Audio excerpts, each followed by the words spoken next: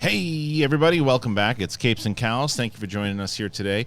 We got a full spoiler review of the finale of She-Hulk. It's episode 9. We'll give our thoughts on that. There's other things going on in the world. Black Adam's right around the corner, so we'll talk about that. I have my early reaction up. I assume at this point Coy has his early reaction up. So we'll talk a little bit about the preview about as far as what we expect to see or what you guys could expect. No reviews just yet on that one, but a lot of other things to talk about going on. There's tons with the move with Marvel. They're moving a lot of their movies, and pretty much that had to do with Blade. Well, at least that's what I think. They were going to have 2 Avengers movies coming out in the same year. That's not going to happen anymore. There's a bunch of shifts that happen in Marvel, so we'll break that down. That'll be the majority of it, and then we have a brand new segment on the show today, simply called Boom, where we're going to go over we're going to go over some comic books today, and that'll be a fun little segment. So I hope you join us for today. I hope you enjoy it. I hope you join the Patreon. There's a lot of stuff going on the Patreon. You like Winston, myself, and Coy will watch us do our rewatches. That's every. And speaking of Black Adam, we're doing Shazam this month, so check us out over there. Podcasts, Apple Podcasts, Spotify, anywhere podcasts are found. And if you haven't already done it, do me a favor and subscribe. Let's get us to 70,000 before the end of the year. That'd be wonderful if you can. Thank you so much. I appreciate you. All right, everybody. It's Capes and Cowls. Let's do it. Me and you and Winston and Coy. I'm ready. You ready? Great. Let's do it.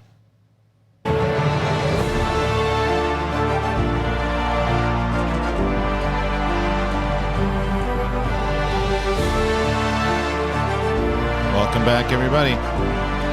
It's Capes and Cowls.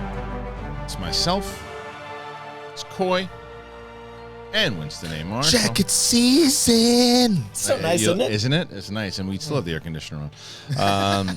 Anyway. That's a reason for me to keep this on. It's true. All right, let's just get into it, guys. We're going to go straight into it. I don't have a graphic for the She-Hulk stuff. I put a graphic for everything else except She-Hulk today, and I messed up. But we had episode 9. It was the finale. There are going to be spoilers on this, so if you have not seen it, you should tune out and obviously look at the time code for the next thing that comes in. All right, my thoughts on this was that as I was starting it out, I love the way that episode 8 ended, right? Mm-hmm. And it was, as I said, we talked about and agreed that it was like the 3 episodes had the perfect balance, were the 3 best, at least in my opinion. It's like, okay, well now, and as you said, Winston, what are they going to do to wrap this up to make it all make sense? Instead, they go with this thing of like, well, we're really going to break the 4th wall now, and now we're going to go into the writer's room, and we're going to do this. And I was like, what the hell am I watching? I thoroughly disliked this episode. But what I will say is I thought there was a lot of clever stuff that they did inside of it. I thought sometimes a lot of the jokes didn't work. I thought a lot of the jokes did work. I just didn't like the direction where they're in. I also, what I did like, even though I didn't like it, was the fact that when they turned the Todd Phillips thing, I think is hilarious, by the way, but they turned Todd Phillips into the Hulk, and I'm like, this is where they're going with this. This is ridiculous. And she turns, this is ridiculous. I'm like, okay. I was like, well, where are they going to go with that? And then she shows up to Disney, and she's in the writer's room, and it's like, oh, yeah, by the way, I know she's been telling you this is a show the whole time, but it's really a show. Here's the writer's room, here's this, and I got to talk to Kevin. Clever, but it lost me. I was just like, okay, they're really patting themselves on the back here. But I know you guys loved it, so and I haven't even talked to you. Speak for me. I know you well enough that you both loved it. Am I wrong? Don't speak for me. All right, go ahead, Winston. What'd you think about it, Winston? So I actually tweeted about it this morning. Watched it not stoned this time, okay. So I could catch everything. At 4 a.m. instead of post 5. No, it's 6 this time. Yeah. You were correct in that I liked what they went for. I appreciated going in the writer's room. I appreciated the nod to the Natasha hallway fight from Iron Man 2. I appreciated the Kevin being like this kind of overlord AI type situation that even has a little hat. I thought that was cool. Here's my issue. The way I described it, the way I felt at the end of this is I felt like I had a meal that was well prepared, that I liked the ingredients, I liked the flavor profiling, but then I finished and I was like, why am I still hungry? And so what my issue is that we had a situation with this episode where I felt a lot of the stuff that should have been bigger payoffs one way or the other just didn't happen. Right. And so I felt I loved the meta element, but I would have preferred is if she gave her suggestions for what needs to go down cool, we're good. Go back into the show, and now let's actually do it. Sure, yeah. And that's my problem. Yeah. To just then immediately go, and you're arrested, and you're arrested, and you're. I was like, no. That doesn't work for me. Because you know what it was? That was the problem for me, is that it was a clever bit, but they went for the bit. And the whole episode was a bit. And it was not, it had no follow-up to the show. It had no follow-up to that balance was out the window. The balance that we talked about, we love so much, that balance was gone. It literally felt like, I thought that for the Schmodown heads here that saw Spectacular, I loved the bit that Shazam did about like everybody got killed by chainsaws, but you essentially put up the technical difficulty screen and then you just pop back into like the end of the match and it's like, wow, man, that was crazy what everything happened and blah, blah, blah. If you do that bit,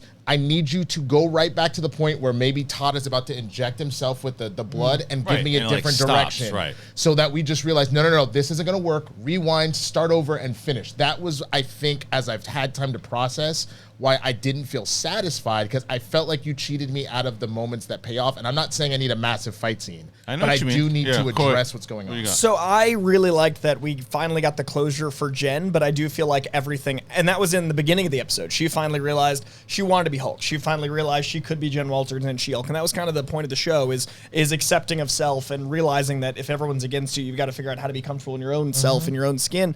And I loved all that got accomplished, but then the denouement was all of this extra stuff where, you know, the fourth wall is fully broken and all that. So personally, I liked episodes 1, 2, 8, and 9, but I definitely felt like it could have been a 6-episode show, and then this could have been the penultimate show.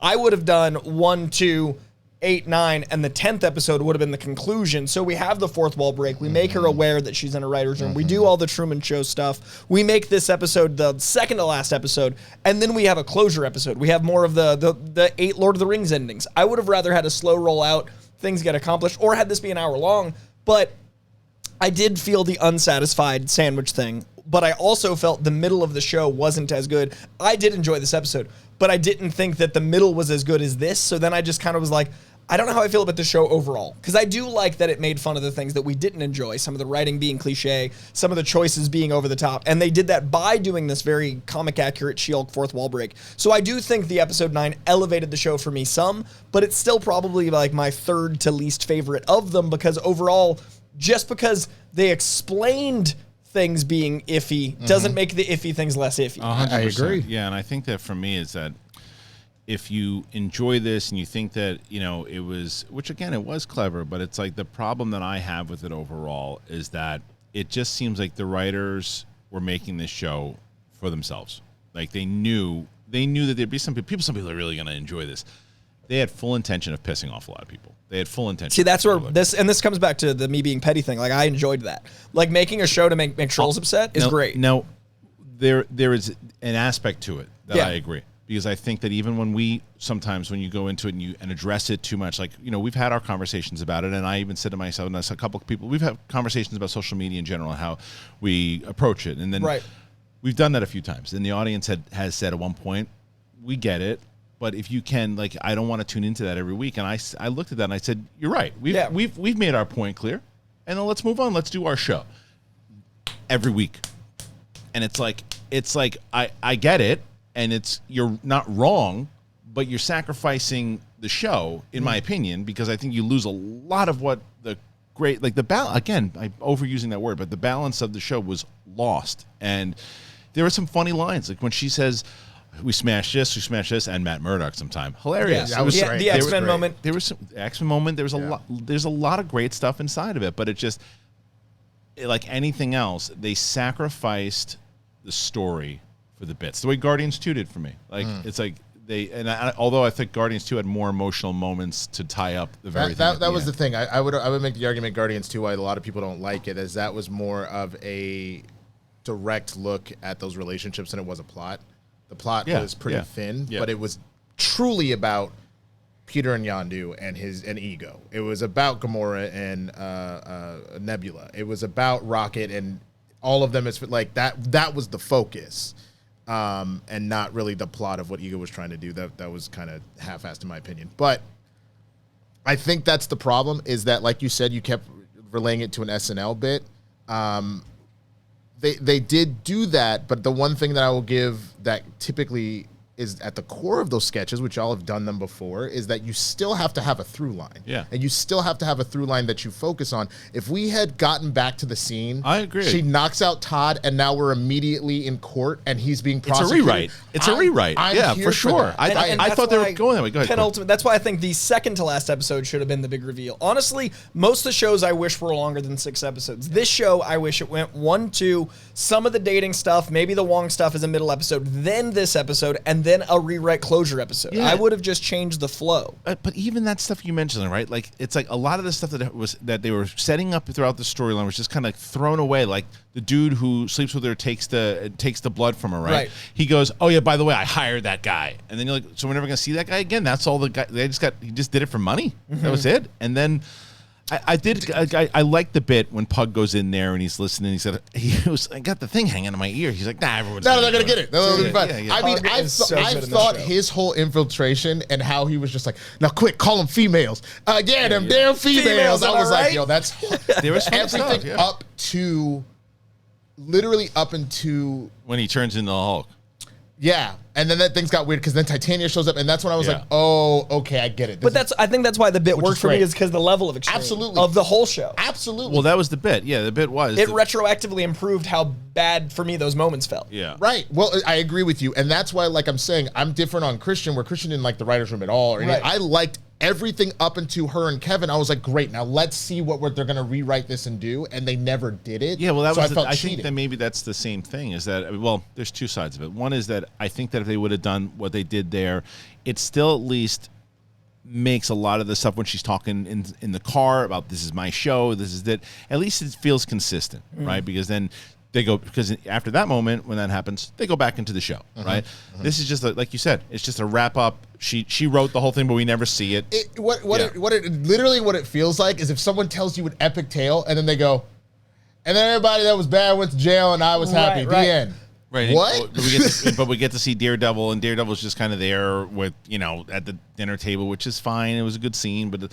Yeah. So in the show, when Titania busts in and She-Hulk goes like, this can't be real, and then you realize the fourth wall thing, when it pauses and it like glitches, which I thought was genius. The use of Disney Plus as a medium was so clever. It was hilarious. But to me, that moment when she's like, this can't be what happens, and then they start to explain that this isn't what happens, I was like, okay, all in. But then the show ended in much the same way, and that's all that happens. Yeah. So I agree with you. So my issue is, in the last fight, when she's going, this can't be everything, that to me feels like an excuse for the middle chunk. So to use your sandwich metaphor, I loved the bread, didn't love some of the toppings in the middle. Yeah, I think for me, because I do think the writers' room stuff, was it clever? Sure. My biggest problem was, though, it's such a peek behind the curtain overall. Like when I know Deadpool does it also, right? But Deadpool's never really been part of the MCU, and it's just like, oh, by the way, none of this MCU stuff. But it's all not real. And like when I'm watching it, obviously we know that entertainment's entertainment. But when I'm watching the show, I like to pretend that this stuff exists. And it's like this isn't real. This isn't real. None of it's real. She said this at the beginning, it's not real. I know this is really not real. And I'm like, it was a bit, and it shouldn't be part of the MCU. It's just a bit. But I think the part that I like about it, because remind me, the top of the top is the one above. It's not the one above all. Who is like essentially Stan Lee? That is like the god of like Marvel. There's a character name. It's not the Beyonder. It's not. Beyonder just controls the cosmic elements. Right. There's a character called the one above all. It might be the one above all. It might be the one above all, okay. Which is literally meant to be like kind of God, and those moments that the one above all. It's a Kirby Stanley combo. Yes, it's one above all. Okay, so whenever the one above all shows up, it is very like kind of meta. Like, okay, look, I'm your creator. I penned you, all that kind of stuff. Almost like an Animaniacs or Freakazoid type. And I'm fine with that as long as we can then plug back in. And that's the issue. I don't feel like we plugged back. Yeah, I think we all wanted the same thing. That last, a little bit more at the end. It seems like that. Yeah, and I think that because the tease at the last episode, it was like, oh, they're getting back on track for my taste. 8 was perfect, man. Yeah, so for my taste, 8 was incredible. Of that blend of this is because she even says it. She's like to Kevin. She goes, oh, it's a legal drama. He goes, all right, tell yourself that, whatever, or legal comedy, whatever. And I was like, we ended so strong.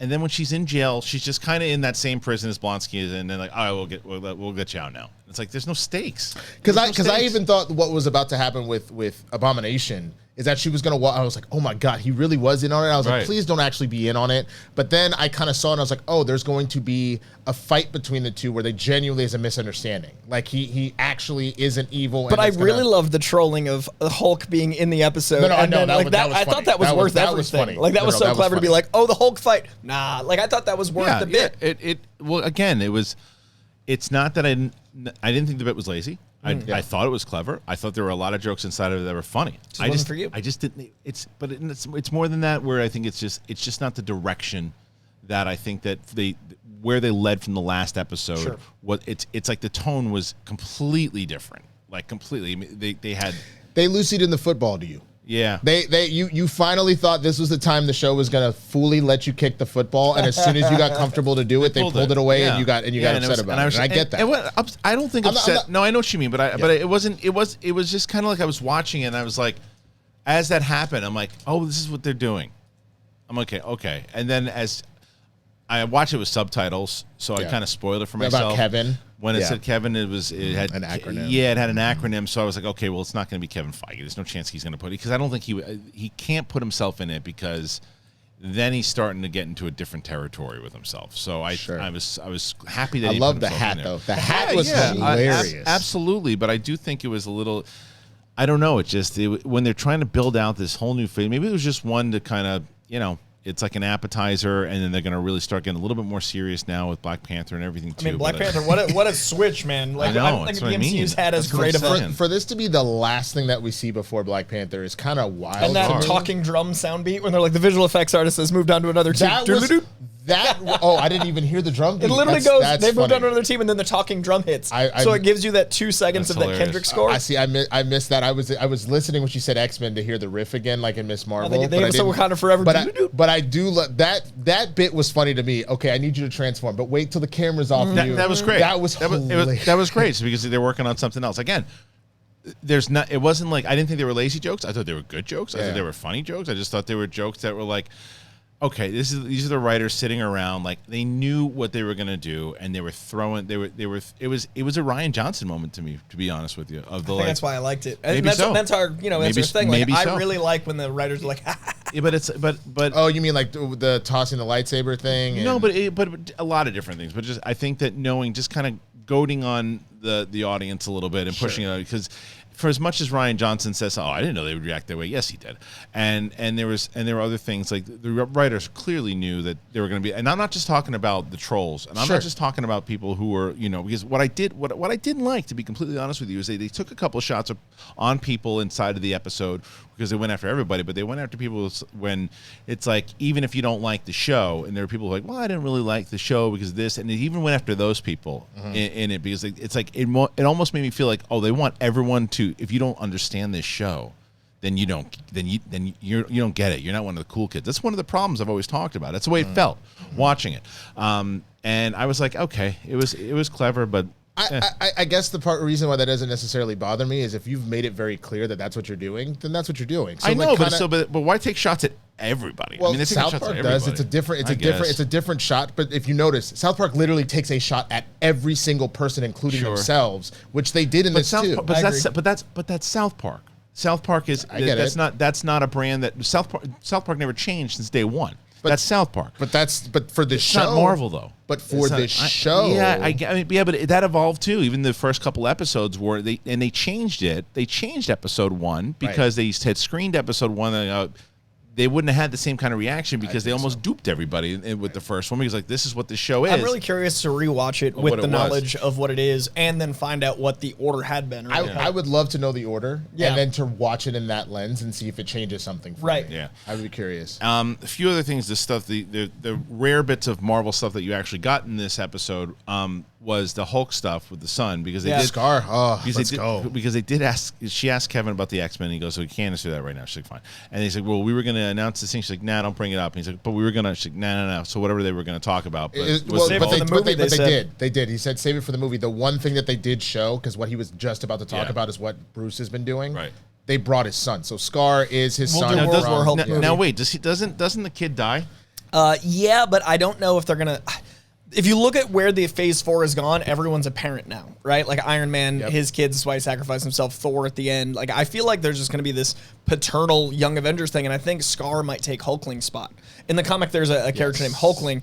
They haven't really introduced the Skrulls enough. You know what I mean? Like they haven't really. So there's a love story between Hulkling and one of the kids of Wanda. So that might be what they do here, is introduce him for that reason. So they could kill him, but they also might kind of make him someone else. But also, if I remember from World War Hulk, though I know that kind of is almost a divergent storyline a little bit. Yeah. They might just lose the wife, you know what I mean? Like, they could have the Hulk rage. Also, the fact that Hulk's back, like, hey, I feel like they might not. They were building it differently anyway. Because the fact that we did Ragnarok, you decided we already have World War Hulk effectively. Decided to blend two different things. You know what I did like, though? The opening, which I liked a lot, was the homage to the original Genius, the Lou Ferrigno series. Oh my god, dude, so because it was the way that it was shot and everything too, like that was, I enjoyed that. And then when it was her dream, I was like, that's again, the episode was clever. I'm not going to take it away from it. I just think it was. What a great Werewolf by Night follow too. Timing wise on the schedule, like it's spooky season. Give us that 70s. I guess my final takeaway is just that I felt like I fully had invested in her being truly violated. Right. And I wanted to see her get justice. I wanted her to whoop some people's ass, and I wanted her to put some people in jail or take them for all their money. And I don't. It was just kind of a show. Like a tell. Right. Instead of a show, they just told me, and now they're gonna do the court scene. I want to see the court. I want to see you make Todd squirm. Oh, Todd's also an imbecile though, which is also why it wasn't a big threat at all. Because here's the best friend who goes, "Oh, I have a video of She-Hulk dancing around," why that was embarrassing. I thought it was pretty hot. But either way, like she asked the right about AOC. They'll tell you. What's that? It was the AOC thing. Oh, was that what it was? Yeah, it was not the AOC. It was the twerking video. And how impotent men get embarrassed, man. It's so silly. Why anyone thinks that's embarrassing? But anyway, the point is that the best friend sends that in, and they go, "Hey, thanks for the video. Come on to the big secret rally." No other. Not. All right, let me test you out. Let me see who you like. I have all this money. Let's do because we have 32 minutes. We don't have enough time. So yeah, just come on to the thing. There's like that's what I meant about the show when I'm talking about my biggest criticisms of it. Nothing feels real. And you're like, well, it's a movie. It's a superhero thing. It's not supposed to be real. Everything else that you've watched, whether it's... But that's why I like the ending, because this show is not... It's not the same... It isn't real because of the ending. Right. So, like, to me, I know. That helped a lot of the writing. Absolutely. It's consistent with everything in general, and for people... And Winston does this a lot, too, and I know you're not making an excuse for it, but you say it a lot where you say, well, that's what it was in the comics. I don't care. It wasn't in the comics. I probably wouldn't like it in the comics either. You know, it's like. But yeah, I'm not paralleling the comics here, which I do think they handled well. No, I totally get. And I agree with you. Yeah. Like I don't think it is that way in the comics is a good enough excuse, because some comics aren't good. Right. Like people do that all the time. But it's like watching a movie and you're like, other movies have done that. Yeah, but I didn't like that movie. So I get you. But especially because they are not doing an actual full-on adaptation. Like if you were doing Harry Potter, you cut stuff for time, but you leave everything in. Well, it's the difference between the Ron Perlman Hellboy and the David Harbour Hellboy for me. Ron Perlman Hellboy is an adaptation of Hellboy. To me, the David Harbour one actually was flawed because it tried to translate. Something else? It tried to be a literal. Like if you look at the Hellboy movie, it feels like you're just like filming a comic and making it 3D. I didn't see the segment. Look, but to me, that's the difference, right? You got to adapt to the medium, which is why I like this, because this was the most Disney Plus thing possible. Mm-hmm. Yeah, overall, I think that the whole thing was a gamble, and if you like gambling. MyBookie. I was curious where you're going. MyBookie, ladies and gentlemen. We're so happy to have them. They've been with us for a while now. And your favorite athletes always strive to put themselves in the winning position, and it's about time you did it too with MyBookie. MyBookie has the biggest online selection of odds and contests to fill all your sports betting needs anytime, anywhere. You can bet on the NFL, ML playoffs as the Yankees strive to make their bid to become the champions again, or play for a share of big cash prizes in the weekly blackjack tournaments. If you've been waiting for the right time to get on the action, that time is now. Make your winning move today. You sign up at MyBookie, but use that promo code BIGTHING and claim your deposit match of any amount up to $1,000. Again, that's the promo code BIGTHING to claim your bonus. Experience sports in a whole new light and make this season a winning one. Bet anything, anytime, anywhere with MyBookie. And if you haven't done it already, people will keep asking, how do you help? How can you help the show? How can you help the show? And I love, first of all, whether you comment, if you join Patreon, whatever you do. But I also say to people, if you find something that you like in with the sponsors, get it. And if you're going to bet on something this weekend, use the code. Use MyBookie. Help yourself out as well. Our last thing on She-Hulk as we wrap up, because this is the last time we're going to be talking about the show, at least for a while. And I guess that's kind of the transition I'm going to bring up to you guys.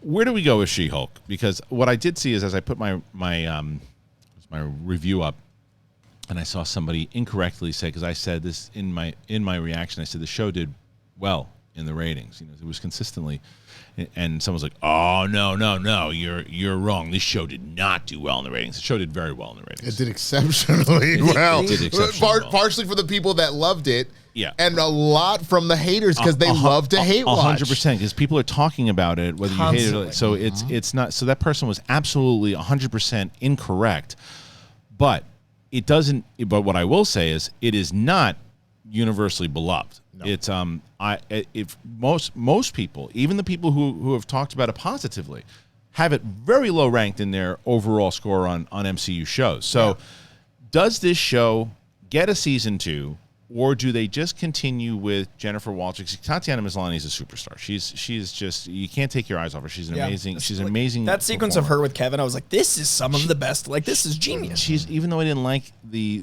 direction. Sure. It was her the whole entire time. I'm just focused on her her delivery on this and all of it. Say what you want about Phase 4, some of the best performances. Oscar Isaac as Moon Knight. Yeah, absolutely. Like, you know what I mean? So we're in a good place as far as going forward. But where do we go with I think her? she becomes a key part of an Avengers team. I don't know if that's the Young Avengers as a mentor, if that's going to be in the Captain America 4, because if they're bringing in Tim Blake Nelson, maybe that was what they're alluding to. Like, aren't we going to introduce and then we save it for the movie? Maybe it's not a Hulk movie. Maybe it's Cap 4. There's a lot of places she could go. I would if I had to venture a guess, there may be an element of trying to bring it's not the A team, A Force. Is that it? Yeah. There's a possibility of that because Mr. T comes in. I mean, there's that too. You might potentially legitimately get A Force between. I think obviously that Kate Bishop's going to be more Young Avengers, but you have that as an avenue. You have Captain Marvel, Miss Marvel. You got Spectrum. I doubt we'll see Gwyneth again, but Cassie Lang as Stature. Absolutely. And Ant-Man. Do we get you might even get a Defenders. That's another thing, since you're starting by bringing Daredevil back, there's also a possibility that you might do a Defenders type situation. After Werewolf by Night? I want the Midnight Suns in that world. Oh, that wouldn't be bad. You know what I mean? I'd love to see that grow. Before we move on to the next scene, do you think that we ever get a scene with both She-Hulk and Deadpool breaking the fourth wall? Absolutely. I think at this point that's like almost inevitable, because those are the two that can. Right. And what I want to do is have a scene where Deadpool is aware that he's from a different universe, and so is She-Hulk, so they have a conversation about like Fox rights. Because she already said the X-Men thing. They could do it right there. Literally, Deadpool can swear because he's the only one that's from a Fox universe. Yeah. And then he gets bleeped in Marvel. Hilarious. And he gets bleeped in our universe, and then She-Hulk references it. That's what I do. I think that's what it is, as I hear you say that, because I think that same thing. In Deadpool, I think it's hilarious when he mentions the actors like Hugh Jackman and everything too, but it takes me out of it for that split second. I love it. But it goes to your point earlier though. Yeah. They get back into it. Right. They get back into the mission. So when they go back, Deadpool Cusco's. Yeah. Deadpool stops the movie, but brings you, and then back to the movie. Then he gets back into it. And then it stays back in the movie. Both movies conclude and let you see the conclusion happen. Right. So that's why I like it. And that's why the genius of Ryan Reynolds' marketing is it's like he's Deadpool day to day. Like, like I know a lot of people like he plays the same character. Yeah, but in his marketing, he knows how to be in and out of narrative. Yeah. And that's so hard to do. It's very hard to do. And what has been hard to do is stay on the same page with the three of us for this show. But I think the conversation, it's a great thing. And I think the conversation has been good all the way through. And I wanted to tell you guys this because this was something that happened over the last couple of days, and I'm glad that I remembered. So I was on Patreon. I do like these the Q&A once a month. So a guy came in, one of the patrons at the $10 level, you can actually join the stream. Cool. So a guy came in and he was talking, we talked for a bit, and then he said, I was one of these people when I would watch She-Hulk and I would say that it's anti-man and it's this and it's that and people who like it, and I would go after people and everything too. And he goes, and then I heard you guys talking about it on your show, and I said, what am I getting all worked up? Why it's not worth it? He's like, so I just let people have their own opinion. And he's like, and you guys made me do that. And I was like, I thanked him for that. It's the greatest gift. That's amazing. Well, because it was just a matter, and it wasn't. It was just a conversation. It wasn't the fact like, see what we did. It wasn't that. It was the fact that this kid just listened and he said, yeah, you're right. And that's why the social media conversations, not every week, but are important to have for that particular one. Times. That was it. So I just wanted to give, great. Shout out to that and guy. I want to let you guys know. Now, before, because we lose Coy a little early today, so we wanted to talk to you because we're very excited, by the way, to let you guys know that over the last few days I was contacted and excited to announce that we're going to be doing a new segment on this show. This segment is called Boom. And the segment, this brought to you by Boom Comics. And so Boom, by the way, if you didn't know Boom, they're going to be doing Berserker.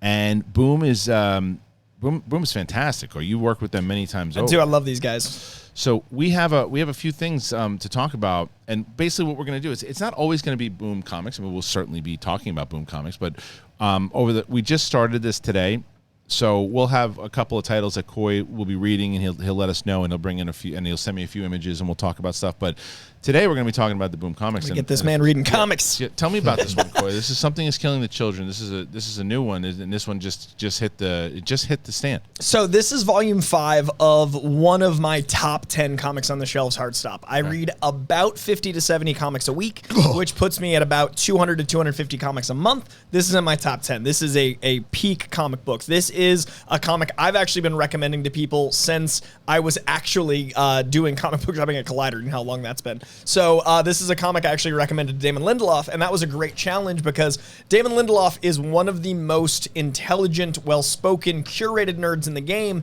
and it was really cool to show him something he hadn't seen and have him love it. So that's like the feather in the cap for this book, is that guy's a Wednesday warrior. He goes every week, and I was like, no, you don't know this beauty. Now, this comic is basically... imagine a world where only children can see monsters, a lot like when you have imagination, right? Like when kids imagine the monster under the bed, they can have the freedom to see that. So in this world, only children can see these things attacking them, but other things are shredded and ripped apart before their children's eyes, and the adults can't see them getting eviscerated. So this group of assassins, this league, has been tasked to train to see these creatures and take them out, and that usually means their parents were killed by these monsters. So these kids grew up basically orphaned in this assassin school, growing up to take out these creatures. Awesome. So there's this awesome political, almost League of Shadows-esque thing, but instead the League of Shadows are, some of them are good, some of them are bad, and there's different sects. There's like different mask colors represent what group you're in. So our lead is in a group of hunters. So she goes out and actually attacks them. There's also some people that track them. There's also some people that... So it's this giant tapestry of this assassin league that's protecting kids that grew up having their parents killed by these monsters. I didn't get a chance to fully dive in, and you know me, I don't love coming in the middle of something. Sure. I want to go back. But what all of this is sounding like to me, one of my top animes of all time is Soul Eater. And so that's literally about essentially like demon hunters, ghost hunters that are going out, and like you have human weapons and stuff like that, but you're going out and like destroying these demons, these witches, and trying to collect these evil souls and stuff like that. But only certain people can see what's and can on. Operate from that place because it's like a different plane. And like you can trap the evil in like something that means a lot to you. So a lot of times the kids can trap it in like a stuffed animal, then they have to like take out the demon once they've trained. But a lot of kids die in the training. So it's a brutal book of like death and mayhem and murder. So it's like a metal as hell Harry Potter. Like Dumbledore is training you to take out this stuff. Well, again, so Something Is Killing the Children. This is volume 5 and it is out now and is the newest collection in the Something Is Killing the Children saga. It's a horror series, and it's one of Boom Studios' biggest hits, and it's going to be a TV series on Netflix soon, which is awesome also. So. It has a Netflix horror flavor, and it also just had a spin-off book that's only on issue 8 called House of Slaughter. And we were talking about the different houses, like the different trackers and stuff. House of Slaughter is a specific one. So the book's done so well, not only has it gotten to this point in its run, it's spawned spin-offs, and there's different things. I actually have one of the bandanas with the teeth on it because I love this book so much. Like, I love this book, and I read a lot, so to put it in the top 10 is saying a lot because that's of all comics on the shelves, period. I might have to come raid your bookshelf, man. Yeah, it's an exhausting place, but you're welcome to it at any time, man. Well, that was one of the things, like when Boom Studios said, hey, they like Capes and Cowls and what we're doing, and I said, well, we also know McCoy, obviously, with Berserker. And like, it makes sense because they're so up and coming in what they're doing right now. They're crushing. But before you go into it, also, a couple other things. I know I'm going to lose you in a second. I also want to talk to you because they have a few different things. They have Once Upon a Time at the End of the World, which it's on sale on 11/23/22, and so we all got a chance to get an early look at the first series of Once Upon a Time at the End of the World, which is an upcoming post-apocalyptic epic from New York Times best-selling writer Jason Aaron, who did Thor. He's incredible. He's a genius. Right, and it's a unique saga, and it'll be told in 3 parts or books with a different artist on each book. And book 1 begins next month with the Eisner-winning artist Alexandra Tefekny, who did The Good Asian, and I guess okay, so when they told me about this book, they were like, and you love Saga, and I was like, I do love Saga. They're like, well, I think you'll like this book. And so for weeks I've literally been like, okay, is it time? And it is the highest praise I can give a book is it's like Saga. It's a lot like Saga in all the best ways. Like, that is a book that I have been yelling about for nearly a decade. It's got that thing where I'm just as compelled to yell from rooftops. And Jason Aaron has been... A lot of Phase 4 is based off Jason Aaron's greatness.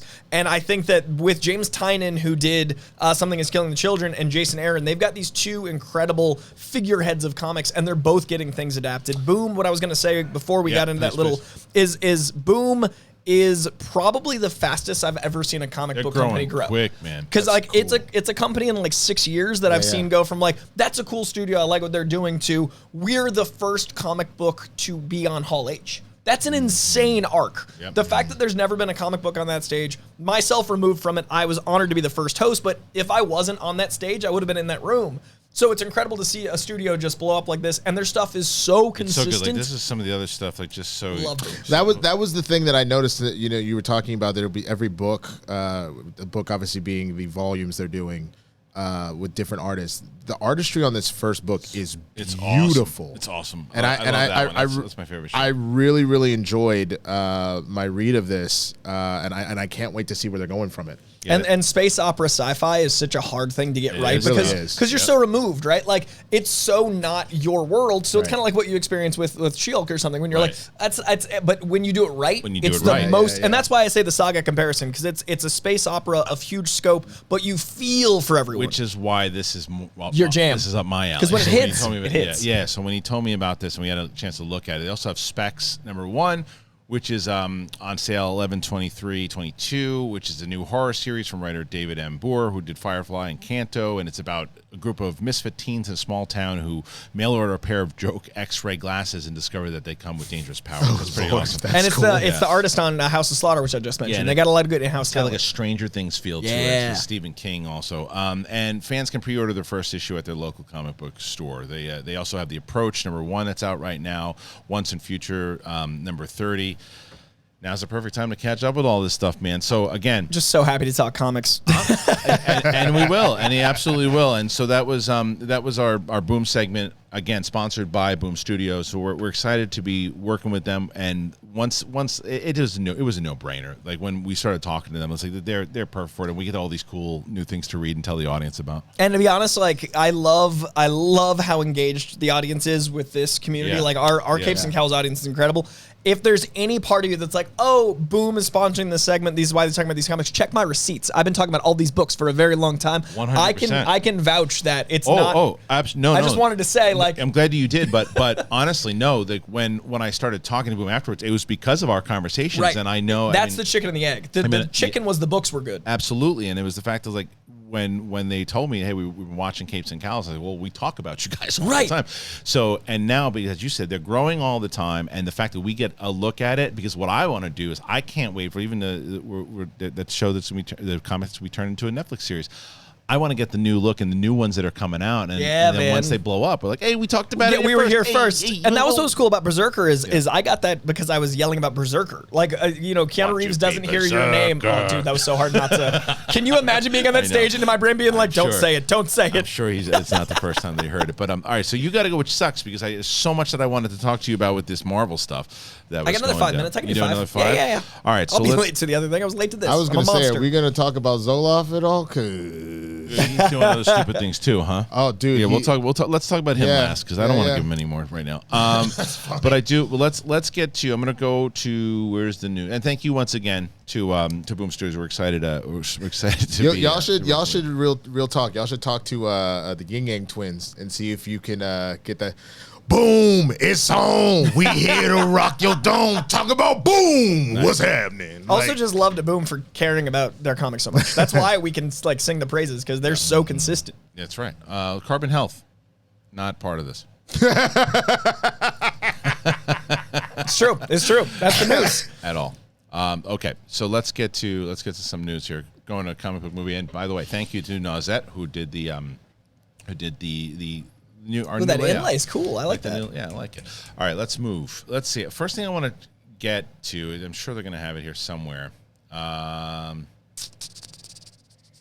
got to get. I'm sure it's all the way down here, but this Marvel stuff, man, because that was the big news. The shifts. Yeah, like it's probably a couple days ago. Right? Yeah, but we can talk about it while we're scrolling. Go ahead. I think the best thing about it is we've been hearing about all the visual effects stuff needing more time. This automatically they're already in production, so this just buys them time. You set it up so early. Blade. They built some sets. That's what started. I'm just gonna bring it. That's what started it. No, I know. So just while Kristian's bringing this up, so the big thing, if you didn't, no pun intended, if you didn't see the news, they pushed everything back because they're still looking for their Blade director. So because of that, all of the release dates moved back a little bit. Including what we were supposed to have the 2 Avengers movies in one year, and now they're split across 25 and 26, which I'm cool with as well. Yeah, that's fine. Like I thought that was an ambitious year, and I was like excited about it. But I also would always have our movie be released correctly than released soon. I agree, and I feel like the internet is the other way a lot of the time. But I would much rather have the visual effects done. Hopefully we all live long enough to see all this stuff. So just take your time. What are you trying to move, Kristian? This stupid thing. There you go. So anyway, when they moved to Blade, I think it screwed everything up. Which intrigues me about the end of Blade. Like, I'm wondering how tied in. I'm assuming Blade's an Avenger, and therefore we need the Blade movie to do certain things that set up other things. Otherwise, moving Blade wouldn't have caused a cascading domino effect. That's exactly right. So I think it does go back to what we were saying about the directors have been getting the movies. Sam Raimi, Chloe Zhao, Taika Waititi have been getting their movies, and then Marvel has come second. It's been the director first and Marvel. And that never used to be the case. I think Feige said, we can't do that anymore. Phase 5. It is going back to the old way. I do. I think it was going back that way, and I think that's why he brought in dude from WandaVision to do Fantastic Four. I think that to me makes a lot of sense. It's an in-house director. Yeah. It's more like the old studio system. And it gets some more so. And I do think it might have happened because apparently Mahershala Ali is also not thrilled right now with things that have been going with the director being behind the scenes. Also, I hear the script was like 7 pages. I heard it was like tiny. I heard he wasn't happy with the script, but either way, so the speculation, let it go wherever you want it to go. Yeah, we don't know. I haven't called Mahershala at all. But what I would think is you don't know him. That was the joke. Yeah, but maybe though, that director was like, no, I wanted to do what I wanted to do, and I don't want to go down that direction. And the same reason that, when Derrickson left. Nobody talks about how Derrickson left. Sam Raimi wasn't the first choice. Derrickson left the project. And it was like pretty deep into, like, we'd heard things about it. It wasn't like he just signed on and left. Like, we heard some stuff. So that's possible. So then they're like, well, there's no way once the director left that they were going to make that release date. Right. And then now after not liking the script, they moved it. So I think that it was all in play of where they were going to go with it. So they had to start shifting things because the main thing they just moved Deadpool by like a couple of months. That's September not a to big November. Deal. It's the Avengers one that was the big shift. That one was because they were supposed to release both of them in the same year, and then then they shifted to 2026, which means they're going to have big box office in both 2025 and 2026, obviously. Right. It's very stupid of me, but I was so bummed to see Fantastic Four not come out in 2024. I don't know why. Was it supposed to come out at the end of 2024? And now it's the beginning of 2025. Just because of the 4. I know. How good is that marketing? It's right there. The stars had a line to give us in 2024. But let me ask you a question, though. But is that also, does it have to do with all that? Because that's the thing, though, Marvel has been making a big television show for the movies. Yeah, when you've got a show and one episode doesn't work out, it's a domino effect. Yeah, and I think that's for the best. Again, I'd rather have it shift deeper than anything get rushed. Right. And the fact that we were getting, a Deadpool movie as soon as we were, and we just got the announcement, I was a little surprised by. Right. Because, it's the end of 2022. We've got 2 months left. So when things get announced for 2024, I'm like, ooh, 18 Well, they said months? they were shooting it already, though. Remember what he said in that announcement? He said they were already shooting it. Well, yeah, because the joke was like, we don't know what we're doing. Oh, by the way, we got Hugh Jackman. Yeah. But in reality, you've got to film it, you've got to test it, you've got to CGI done. Right. I would much rather those artists, like when we talked about She-Hulk, half the episode she looks great, half they're like, what's happening? Right. I would much rather not have those half. If that means another 6 months, I think that's for the best, especially with something like Avengers. I think a lot of these shifts are because it was very public that visual effects artists were like, hey, we're overworked, underpaid. You're kicking the hell out of it. I think now's the time to go, hey, we respect you. We listened. It's a good move. Here's some 6 months. I think you have to move it. I think they made the right choice by moving it. It's Especially just if the script isn't good. If Mahershala Ali is like, hey, you I'm don't want to Blade. piss him off. Also, he knows what the stakes are. Blade Right. is the reason the MCU exists. You think he's going to drop out? No. I think this is why he's not dropping out. I think this is him being like, hey, I'm out unless we fix this. Yeah. Okay, I'll stay. It's also, when you consider how upset Wesley was that they didn't call him. Now, Wesley was too old to do it, if we're being honest. I love Wesley Snipes, but that would not have been the right choice. I mean, you'd have to make it. You could have done it, but you'd have to make it a very different story. And the physicality of the Blade movies is why they're great, or part of why they're great. Not the only reason, but like Wesley being able to do that stuff is why he's Blade. And I would make the argument he probably still could. I would not be surprised if he could pull it off for a movie. You could do an older Blade, like older, Batman, but it'd be like a one-off. You couldn't do it that's right. my problem. Secret Wars. You could as long as it takes to film movies, you could get him potentially for one, and if you immediately shot his scenes for the next, you could do that, but then you have to be done with the character. But it's true. It's like how many times you're going to use him. If you're going to use him the way you want to use him, it's like you only have so much that you can get out of Wesley. I agree, but I think you could have done like a 1 or 2 off. I think he pops up. If you're going to do that, then I almost feel like you should have made him Whistler? Thank you. I thought of that too. I was hopeful. I think that would have been a good way to give him that nod and homage there, but to that point, who is Whistler? Like his mentor. No. I know who he is, but who's Whistler? Who's playing him in this? I don't remember. I don't remember either. either. Chris Christopherson in the who's incredible. Right. Great. Yeah. I don't remember. But all that being said, knowing that Wesley was already upset about this and what he did for the superhero genre and why and all that, there is a level of expectation amongst comic fans, black folk, everything, that Mahershala and whatever's coming with this re-envisioning can live up to that. Right. So you really can't mess this one up, because I would argue, even though it doesn't necessarily seem like it, that this is on the same level of like, what you gonna do with Fantastic Four, it's with huge. X-Men, Because real comic fans are aware that Blade predates Spider-Man and X-Men. Well, like when you talk to people that are in this game to the level we are, Blade is the movie that did it. So I think it's really important that you honor that with a movie that's quality, and then you don't cast Mahershala Ali for a one-off. He's got a 10-year contract or whatever, probably, which is why it's got to be good. And it absolutely is the reason why they pushed it. I think that they should, but Corey's got to get going. But and as you know, the guy does 1,000 different shows. He's got a lot of energy, and the reason why he has so much energy is because he's doing athletic greens. He's got a lot of athletic greens, and he's got one. He's got a packet on the way out. And if you didn't know why Corey uses athletic greens, why I use athletic greens, is because you got me too. Yeah. Oh, yeah. That's right. That's right. Winston became a believer. Yeah. Winston became a believer. I just needed it to be cold. I learned my lesson. That's right. Winston drinks it cold and he loves it, and that's right. Winston has been using it as well. So, for me, Brett got me on it a long time ago, and I never went back, because I'm not a big vitamins, taking all these vitamins and doing all that. It's like I just put it in a water bottle. I shake it up. That's all I got. I start my day off, and I got a lot of energy. It's super healthy. It doesn't taste bad. It tastes good, actually. It's got like that fruity taste. And as Winston said, it does taste better cold, I'll be honest with you. But you take one delicious scoop of athletic greens, and you take 75 high-quality vitamins, minerals, whole food source superfoods, probiotics, adaptogens, the whole thing, and you start your day off right. For me, I do it for that kick right away, the energy, and I'm ready to go. It's lifestyle friendly. It supports better sleep quality and recovery. It supports better mental clarity and alertness. Very true. It costs you less than $3 a day, and you're investing in your health, and it's cheaper than your cold brew habit. It's cheaper than getting all the different supplements yourself, by the way. Athletic Greens has over 7,000 5-star reviews. It's recommended by professional athletes. It's trusted by leading health experts such as Tim Ferriss and Michael Gervais. So right now, it's time to reclaim your health and arm your immune system with convenient daily nutrition. It's just 1 scoop in a cup of water every day. That's all you got to do. No need for a million different pills and supplements to look out for your health. And to make it easy, Athletic Greens is going to give you a free 1-year supply of immune-supporting vitamin D and 5 free travel packs with your first purchase. All you have to do is visit athleticgreens.com/bigthing. Again, athleticgreens.com/bigthing. Take ownership over your health and pick up that ultimate daily nutritional insurance. And as I said to you guys beforehand, and I say it to you now, if you are looking for a way to support the show, not only are you supporting your health habits here by going into Athletic Greens, but you help the show. And people keep telling me, I get a message 1 or 2 every day saying that how they got it, and then I get another message saying how they tried it and they loved it. So please let me know. It's the reason why they made their way. They're one of the few people that made their way on the actual shelf. They're on the actual shelf. If you look in the back there, look at that. Koi's not there, but Athletic Greens is. How about that? I like comic books. See? Athletic Greens loves comic books. All right, tell me about this Olaf stuff. What's going on?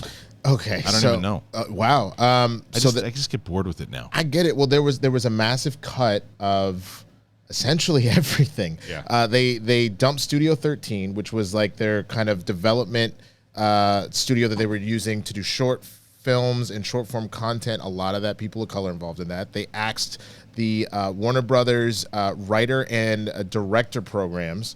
Same thing. It's for people that are either underrepresented or don't really have an avenue into that they're talented, but they don't have a way into the industry.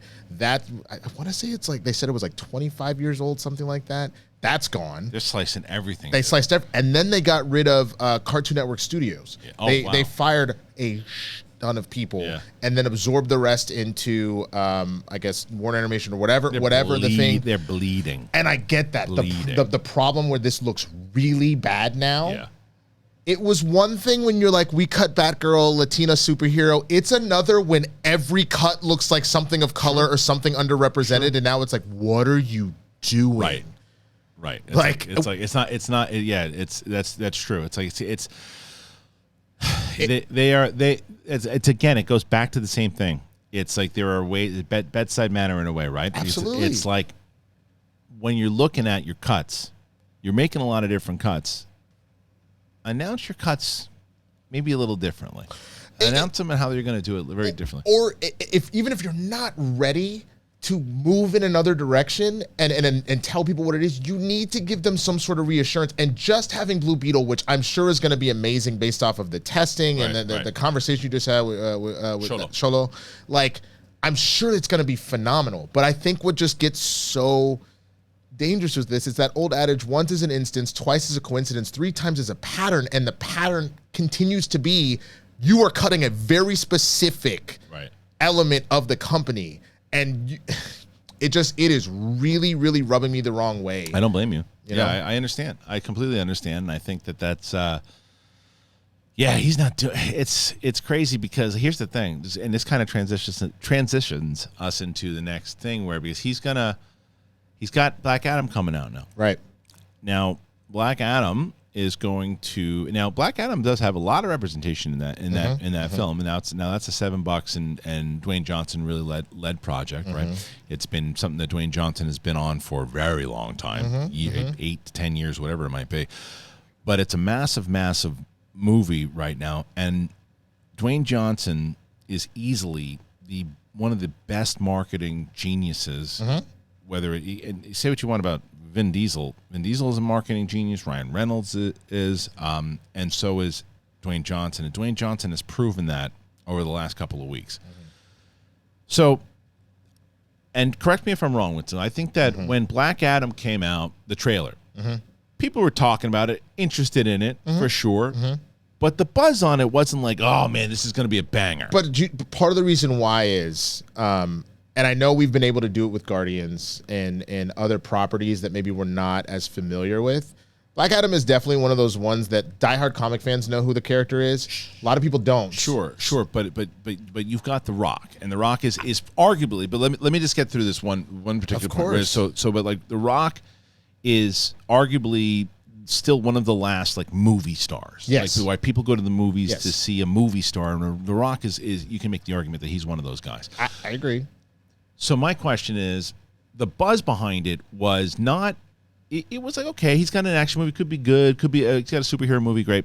But what he started to do over the last 2 weeks, because all this buzz we were talking about months ago, right before Comic-Con, is Henry Cavill coming back as Superman? Is Superman coming back? Is Superman coming back? And it's like, well, you know, and people playing coy about it, and I don't know, I'm not sure, I don't know. And then over the last 2 weeks, he's pretty much just saying, yeah. Yeah, because he's been saying the thing he said on multiple talk shows is watch out for a super post credit, like has been the thing he keeps saying. And they asked him, and many times over, people have asked him and said, okay, so then is there going to be a Black Adam versus Superman movie? Yeah, man, that's what we want to do. Okay, so and then he said, well, he's the most powerful guy on the planet, but there's someone more powerful. Okay, so every interview, and it's not like, and it's one of these things where and it also shows you the shots that Dwayne Johnson is calling, because any other star that is spoiling stuff like that, or not spoiling, but because he didn't necessarily spoil, but pretty much confirming it, right? Any other star, it's like, hey, what are you doing? He goes, we're going to get a lot of asses into the seats because of this, and he's 100% right, because if you look at it, I can't tell you how many people, I know you look at the comments of these videos as well, a lot of people were like, until he started talking about Henry Cavill potentially coming back, that we could get Henry Cavill back, I wasn't going to see this movie. I was going to wait. I'm going to see it opening night now. Right. Well, and that's I think that is because I know you and Coy did screeners already for the film. It makes me wonder, only in the sense that if you're doing that, I know part of it is a lot of people didn't know this character. So even though, sure, Rock's got another film out. Like, I have a bunch of homies, and you've done this before with your friends where you've been like, do you know about Ezra Miller? Right. And they have no idea. I have a bunch of homies go like, what the hell is a Black Adam? But they knew The Rock in the movie, though, right? They literally were just like, I see it's The Rock playing a superhero or a villain. What is he doing? What the hell is a Black Adam? They call him Black Adam because he black? And I'm like, no. It's and they go, I don't know if I need to see all that. Like, so I wonder if part of this marketing plan was let's make sure. Absolutely. You know, there's no I wonder. It's 100% why, because of your friends who are because my point they proved of, like, they're aware of the movie, right? Because it's The Rock. But they didn't necessarily want to see it because they didn't know who the hell it is. They didn't care. And they didn't care. It doesn't matter how big of a movie star it is. Yeah. Okay, great. I don't know. He's playing a superhero. Yeah, but if you told you, but Superman's supposed to be in it, and it's supposed to kick off a Superman thing, and you're going, oh, that's kind of interesting. And that's the whole thing, is that there's, because the way I essentially had to explain it, I was like, do you know Shazam? He was like, I didn't watch that. And I was like, okay.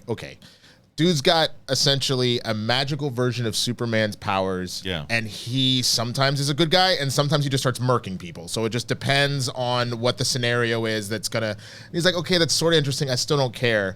And then you're right. I got a text yesterday of someone that happened to have just watched one of those interviews, and they go, is he going to fight Superman in this? And I'm like, well, that's the rumor. And if he's straight up saying it in interviews, he's like, all right, I mean, I might see that. Well, he's been rumoring that Superman's going to make an appearance, and that eventually it will lead to a battle. And like they made it very clear they want to focus on the origins of Black Adam and all that. Should.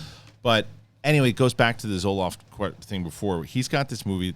I think this movie's going to be a bigger hit than it was originally going to be. Okay. I think it's going to be a bigger hit. I think it's going to have a good opening weekend, and I think it's not even a chip in what Warner Brothers needs to do in order to get themselves back on track. But if I said it, if Zoloft starts getting hits and starts putting stuff into place, as much as rightfully so, some of the things are bothering you about the things that he's doing at the moment, unfortunately, they'll start to be forgotten about if things start to be made as hits. That's just how it goes. Which is fine, because the last part of the rumor that I forgot, or not the rumor, but it was reported, they're even looking at potentially axing a large part of DC Comics. Right. So it's a situation where you'll keep the IP and you'll keep seeing movies, but now you're talking about potentially some of the books being just like straight up done. Right. Like, and that in and of itself is insane. It is. So it's I hear you. I think if he starts putting out billion-dollar movies, then a lot will be forgotten. It's just how it goes. It's just how it goes. I mean, especially if he saves Warner Brothers and gets them from being, in the shits, or that's my one. But if he gets from being in there, he's going to be looked upon. Oh, look, his moves were ripe. However, if he still makes all of these moves and the movies start bombing, they're going to come up even more so. It is you are backing yourself into a corner that you better know for damn sure you got a haymaker, because if you don't, you are going to get knocked the F out.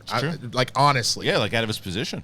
Not just out of the position, you are also potentially going to completely tank the company too, because you are making sell it to Disney. You you might have to. That's how we finally get Justice League versus Avengers. You might have to, but the riots. The riots. But you are playing a very dangerous game. Yeah. Because you are not earning a single ounce of goodwill right now. So you have better come with that like combo that's going to bring you out of this, because otherwise you may have just blown this up. All right, everybody. So look, we had a lot to talk about here today. She-Hulk, Marvel moving stuff, Black Adam's coming out. Warner Brothers got to get their S together. Boom Studios sponsoring the show and have some great comics. Boom! It's on. That's right. Boom, shalak, lock, boom. Come on now. Boom, shakalaka. You remember that? You know, House of Pain. House of Pain. Boom. Oh, that too. I thought you were going NBA Jam. That's a good one too. All right, listen. So, guys, once again, thank you for joining us. I really appreciate it. Make sure, if you haven't done that already, make sure you subscribe to the channel.